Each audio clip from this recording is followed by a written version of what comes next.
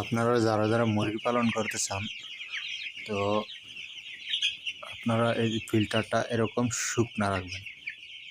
আলহামদুলিল্লাহ মুরগি ভালো থাকবে। আর এই হলো আমার 11 দিনের মুরগি। 11 দিনের মুরগি খুব আলহামদুলিল্লাহ খুব সুস্থ আছে, দেখছেন? এই যে, তো আমি এখানে 200 মোরগ পালন করি। আমার প্রতি মাসে 8-10 হাজার টাকা ইনকাম আসে। তো আশা করি আপনাদের দোয়া বরকতে আরও সামনের দিকে এগিয়ে যেতে পারবো।